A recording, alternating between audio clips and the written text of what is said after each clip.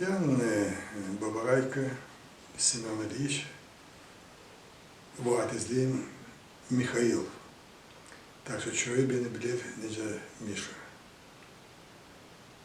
Buldum 1948 yılda, yanvarın 30'unda. Babam işçi adamdı, anam işçi adamdı. Babanız hangi yıldan doğmuş? Babam benim 1913 yıldan, Mayın 5'i. Anam 1918 yıldan. Biz de vardık 7 uşak. Şimdi anam babam rahmetli. En büyük kız kardeşim 35'ten doğması, o da rahmetli. Bir de kardeşim 45'ten doğması, o da rahmetli. Kalanı yaşıyor.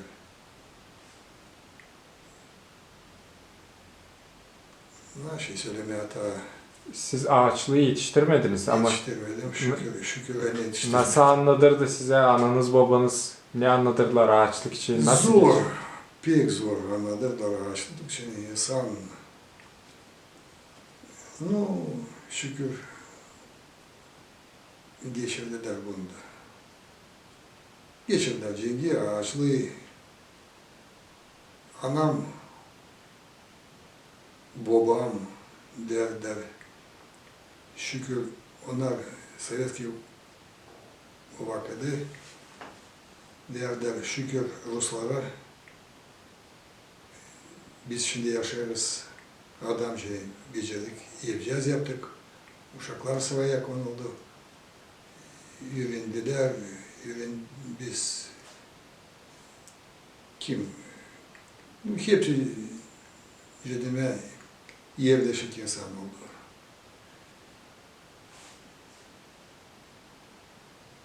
Sonra mı? Ben 54'te çıktım şkola, gittim. Biz gidirdik нулевой класс, o zaman derler подготовительный. Biz şkola gittik, Rusça bilmerdik bir şeycik.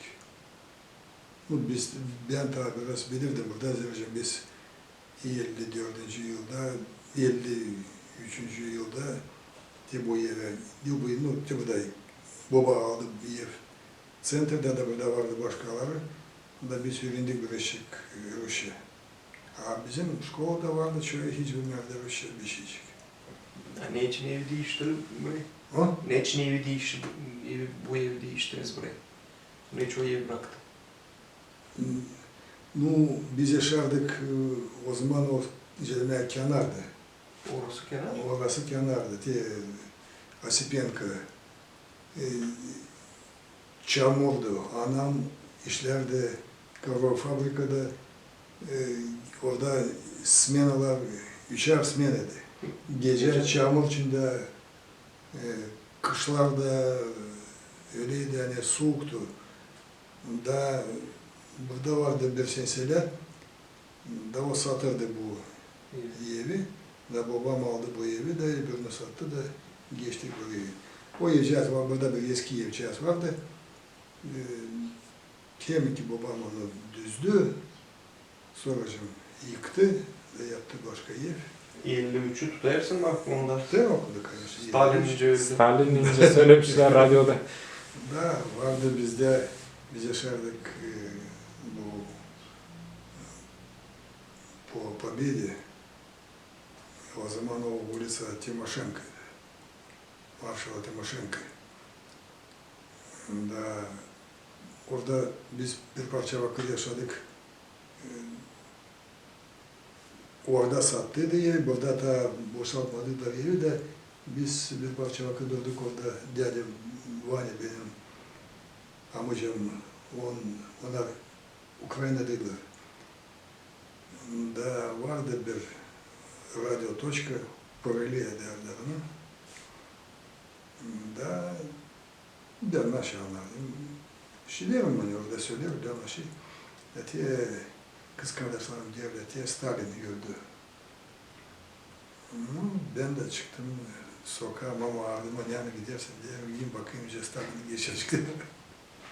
Gömecikler. Önce gömecekler Stalin. Sonra geçtik dedi burada benim bu evim yönünde babamın evi. Onun yanında aldıydı.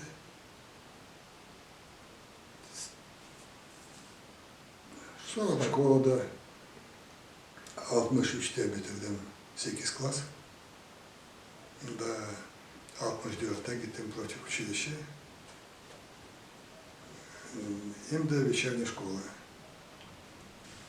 64'te İyun'da biz gittik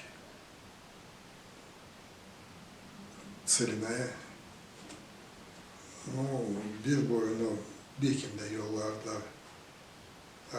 Ben 16-17 yaşındaydım. Da hem de evlenirdim вечерняя şkolada. Varınca hiç yollamasınlar. Nasıl varınca kalma, geri başkalarından.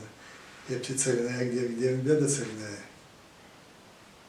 Da Slavov'da biz işledik, gördük nice ekin,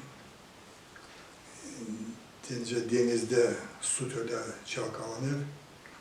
Orada da Kazakistan, Целиноградская область, Kırnicel, deniz, ne bir fidan, ne bir taş, ne bir şeycik, ne kadar gözün görüyor, hepsi ekin öyle.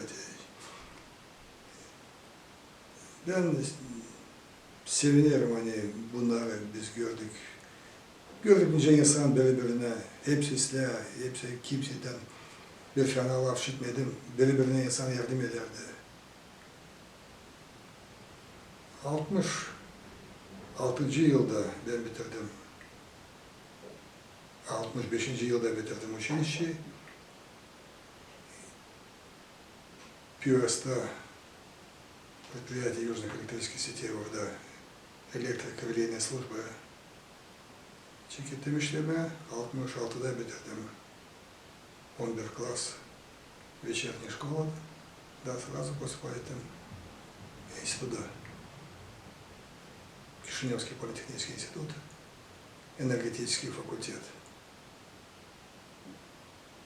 Sonra geçtim zaочное, isterdim deyin baba harcanmasın benim için ama isterdim olma kendi kendime çarpıcı. Geçtim zaочное, gittim Armat'a, geldim, bitirdim enstitüdü.